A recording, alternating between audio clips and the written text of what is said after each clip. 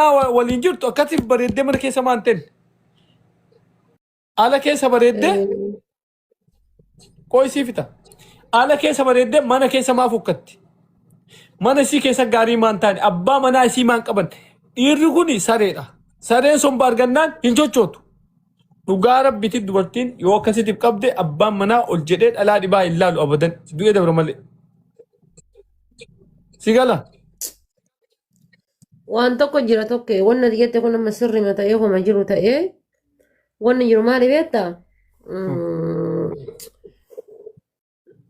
Wanni ati amma jetteetiin jette kun sirri mata ta'eetiini dhiirri tokko wallaahi odoo dubartiin maalaan kabakabdii miti maan nyaachiftii miti sarbaa ofii kanarratti asirra buddeena keettee fi asirraa nyaachiftee asirraa obaafte dhiirri odoo haga feetetaa shurbaa dudda dhaabatu taate maal bareeddii miti burcuqqoo feete taateetiin ta'asiin isii keessaan achi ilaalan waa argan taateeti dhiirri dubartii takka jibbeedhaaf fi miti kan dubartii biraa irratti janajjan yookaan ammoo dubartii biraa irratti waliin waa raawwatu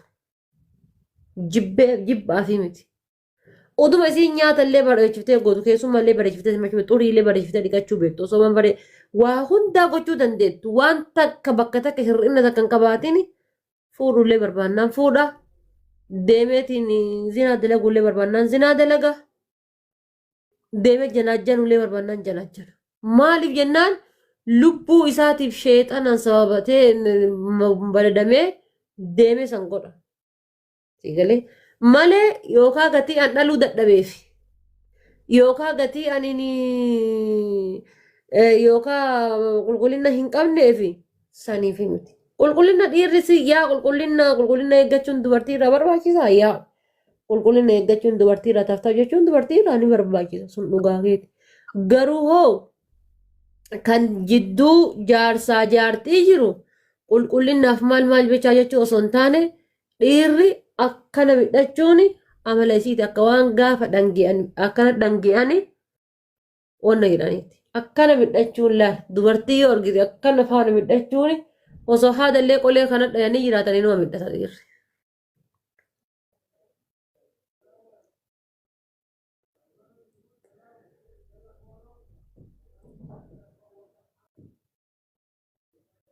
Yaa akkasuma barroo amma dubartoonni takka takka isin amma maal jettanii dubartoonni takka takka ani maal itti balleessee inni irratti akkas godhe amaluma isaati dhiirri amaluma dhiiraati osoo waa takka ittiin balleessin osoo ati qaltee maal gootee mana keessatti osuma nyaachiftu osuma kaan ati taatuufi sirratti sagaagaluu barbaannaan sirratti sagaagaltee dhiirri sirratti fuudhuu barbaannaan illee sirra fuuti osuma ati ilaali moonaaliizaa tana taate teettu jechuudha. Sun amala dhiiraati. Dubartii ilaaluun, dubartii wajjin, dubartii wanna jechuun. haadha faaxeen dhage haadha faaxeen amma in morma yaada kan kee kan amma haga fudhadhu qaba haga mormu qaba ila ilmi dhiiraa kun maraa tokkoo miti ila qubi amma ila haadha faaxee waan tokko wannati beekuu qabdu quba harkaa kan kee kana hamma fedhe ajaa'u hamma fedhe rammaa'u ajaa'ee wannaa fedhe ta'u ifirraa muruu hin dandeettu dhage ifteekkaruu godhuu qabdaa hamma gaafa argitee jaarsa waliin jirtu jaarsan fuudhini caalaa gaafa bultii ijaarrattetti seentu ifteekkar godhuu qabdi qajeelatti amma laal haadha faaxee waan kana yoo kijiba jettellee atilleen waan kana ragaa naa bahi yoo an kijiballee kijibde naan jedhe yoo an ammoo dhugaa dubbadhellee dhugaa waan kana murteesse laal maal seete dubartiin teenna gaafa jaarsa waliin jirtu if gadhiiftee deemti gaafa jaarsan addaan baatu amma jiima dalaguun amma teekkarif godhuun gaafa jaarsi dhiisee kan deemee kan dhibaa fuudhe amma dammayitti korbittiin no way amma jaarsa keessa waliin jirtan teekkarif godha ilaa hamma jaarsa kan kee waliin jirtu bareedif uffadhu jiima deem amma jiima kana deem bishaan daaki lag isliimii ta'e isliimii jechuun qal'oo bareeddu maaliif gaafa waan fedhu san sirraa argate gaafa waan inni alaa laalu san mana keessaa argate abadan ilmi dhiiraa ala keessa laalu hamma ati lubbuun jirtu gaafa inni jafilee ala keessa lallaaluu eegale hanqina qabdu san sirreessuu qabdan dubartiin. Maaliif jaarsi kee maaltirra dhabee duru tokkoffaa ala keessa jafilee laaluu eegale yoo ta'e ati kophaa kan kee itti yaadi waan san.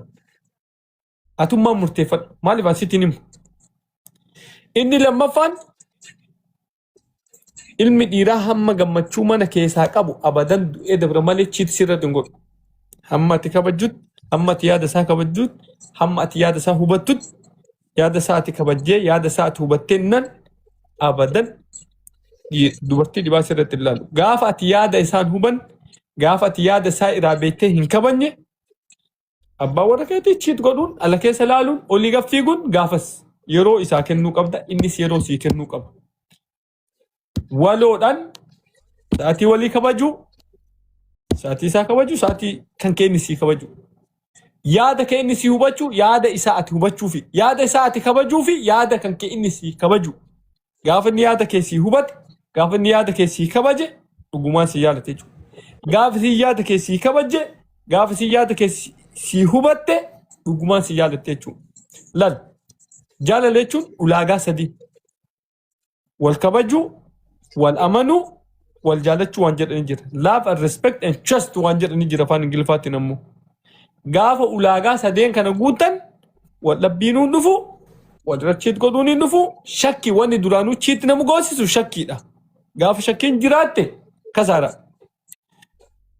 Jaartii tantee hamma ija keetiin waa gartutti tokkoffaa hin shakkuu hin qabdu. Ija keetiin hagga waa argitutti. Maa namni waa sitti himu? Haadha warraa jechuun waan ati akkanumaan itti seentee keessaa baatu tokko osoo hin ta'in waan jabduudha. Haadha warraatiif abbaa warraa jechuun waan jabaadha. Eid Mubarak my brother. Made in Bale. Welcome buddy. Enna saniifuu itti yaaduu qabdan osoo ittiin seentu. Dubartiinis dhiirtiinis. Too an kana jedhaa faate rongoo itti naayim. Gabaabsee sidhee. Waa wayititu jira. Tokko maaltu yeroo jette yeroo baay'ee dhiirri qoraasuma dubartiiti. Thank you. Yeah, sirrii dhugaatti. Dhiirri qoraasuma dubartiiti. Yeah. Dhiirri tokko dubartii tana inshaallah akkoo nama goojjoo balbala achi banatee ola seenuu achi banatee bichaa ola seenuu bichaa osoo hin taane siigalee achi banatee bichaa ola seenuu osoo hin taane dubartii tana qoraasuu qaba. Haadha manaa teeti. Leenjisuu qaba. Sirrii. Siigalee yaa haadha manaa tan teeti. Tokkoffaa waan jaalattuu fi waan jibbitu itti himuu qabda. Yeah. Waan jaalattu waan jibbitu. Tokkoffaa jechuudha. Kalamaffaadha dhiirri tokko yoo isiin ganama lafaa hin kaane isii lafaa hin kaasu isii achuma dhiisee tumaan biraa surree harkifatee bahee barandaa taa'ee buskuutii zayitiin xabbafame kana taa'ee qacac godha shaayii tana ofoo kaa'ee. Isiin haadha manaa tantee sun mana kan kee keessa jirtu sun ijoolleen tantee sun si'ii fi isii gidduu teetteetiin mi'aa abbaa fi haadhaa laalaadhaan namaa nyaataa fi dhugaatii fedhan. Ijoolleen kan keetii fi ijoolleen tantee jiru. Haati mana tanteetu maal ta'a deemti beektaa adatuma takkas godhaa deemtuun maxaanaa taati. Maxaanaa fardaa. Duuriyyee. Dubartii yeroo baay'ee mee jaarsi alarraa nyaatee galu laala. Dubartii yeroo baay'ee jaarsi alarraa nyaatee galu. Dubartii jechuudha abbaan manaa haa xiqqaattu haa guddattu mana keessa sagalee ol fudhatee ittiin dubbanne ta isiin laaftee lallabdu isiin bira farda sangaa taate inni dayyuusa biratti ta'aa jechuudha. Abbaa warraatu isii. Abbaa warraatu isiidha. Bar dubartii tana bar itti loluun osuma isiin hin balleessin dhayuun maal jechuun itti ka'uun. Gama rabbiitillee gama namaatiillee bareedaa bar. Eessa akka jirtu shari'aan akka jetti imaamaa keessanii rukutaa yoo uleellee dadhabdan jetti dhugaadha. Dammaqiinsa itti uumta beektee. Dammaqiinsa qalbii ishii keessa uumta gaafa ittiin loltu gaafa itti kaatu gaafa sagalee ol fudhattee mana keessatti dubbattu jechuudha. Mukaan Hantuunni mana keessa jiru yoo sagalee kan kee dhageessu sodaata isii miti jechuudha. Injiraa miti waa mana keessa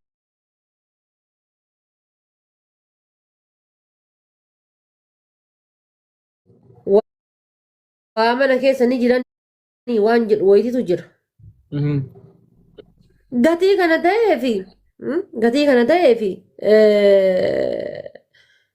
dubartiin uf gadhiifti yoo jette dubartiin teenna keessattuyyuu ilmoo lama dhaltee jennaan dalla irraan uf darbiti. Exactly. Galatum. Kana kun Ilmoo hubadhu. lama dhallaati. Lamaa Maal bitakka yaadanii naanif gadhiifti. Mata kasii takka maal arginu. yaadanii wanti isii yaaddu maal innini kana booda heerume jaartii namaati maaltu jirattee akka waan bakka heeruma booda waa hin jirre qarbiin qofti jirtuutitti hassabdi. Eega. Jaartii namaati jetti jechuudha uf hassabdi. Qayyachuun hin jiru. Kofarii deddeemtee wantoota takka takka ofirraa tottolchuun hin jiru. Maal jechuun hin jiru. Abbaa manaati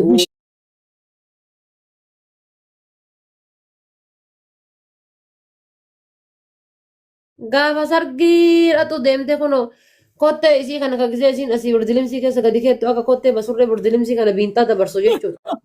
Gisee asii akka tasaa koomeen isii ka duubaa kun gisee jaarsa tuqe mogoleen jaarsaa baqaxxee kuttee akka waan dhoqqee dhiitteetti jechuudha akka waan buudaa fardaa. Qotii yalaala. Uf gatti dallarraan uf darbiti. Uf quban qabdu gaafa takka dhalte gaafa lama dhalte gaafa sadi dhalte silaa dhiisi dullaan lafaa kaasan. Dullaadhaan qayyachuun hin jiru. Kofarii deemtee istiimii deemtee waan garaagaraa deddeemtee tottolfachuun hin jiru. Qeensa ofii murachuun hin jiru. Harka isii kana kottee isii harka kana yoo laaltee hin jette inshaalla kottee sangaa fakkaata. Siigalee ufgatte uf darbite achi booda akka waan bakka heeruma booda waan jirre akka waan heeruma booda barachuun hin jirre akka heeruma booda socho'uun hin jirre akka heeruma booda maal jechuun hin jirre uf darbite. Gaafa kan maal godhare tana ijoolleen dhukkesite jedheetu maani abdaan kiyyallee maal godha waan isii irraa barbaadu foon jedhu ittiin himu deemee tabiraa fuudha. Amma gisee abbaan manaa zuurii galee waa nyaatee faka'ee akkana ciiseet hin jedhu isiin kun ganaa oorruu keessaa ijoollee ho'a waliin lallabdi. Abbaan manaa mana jira ciisaa jira inni mana. Inni mana galee ciisaa jira. Isa ciise kana laddateettee isaa walii haasoftee maal jettee sa'aatii kennitee fi wannan jettu. Inni ladda iyyuusni osoo sangaan alaa beelahee yookaan dheebote sangaan mal'atu galee ciisa. Tokko tokko ni jira bar abdaan tokko illee alaboon jechuudha. Maammaduu alaboon abdaa alaboon. Ala keessa gaarii ta'e mana keessa gisee jaarsaa jaartiin namaa gisee wal loltee hin jette farduma kana yaabbate. Tereer afaa ebaloo sana qaarta. Ijoollee ganda ebaluu takkatu wal lolee jaarsaa ebaluutiif jaartii ebaluu takkatu wal loleetiin jaarsummaa takka nuwamanii ta'isaa jaartiin kun wannoo keessa teetteetiin ibidda bira teettee sigaaraa harkifte jaartiin isaati. Ta'isaatu ijoolleen akka rabbi beeku barandaa namaa bulti milishatu dhiitaa oola. Shishaa bakkisaa bulti. Inni ammoo ijoollee namaatii fi wannoo dubbii tumuudhaaf deema. Mana keessa toluudha dur. Wallahi mana keessa toluudha. Atamma yoo fakkeenyaaf mee fakkeenya wayii yoo laalte mee atamma osoo garaa jala xurii hin miicatin maal si fayyada gubbaa irraan uffata adii uffattee. Abbootii iyyuu raffisu bar amma fakkeenyaaf yoo ada shaawuriin dhiqatiin borgan edana rafuu hin dandeetta rabbeedhi yoo qaami si baratte. Kanaafan dursa xurii ofirraa miicuu si barbaachisa. Of course. Hay. Sigalee dursa ati xurii ofirraa miicuu si barbaachisa. Gaafa xurii ofirraa miiciteetiin gaafa xurii ofirraa qulqulleessiteetiin jette achi booda yoo deemtee akka barbaaddetti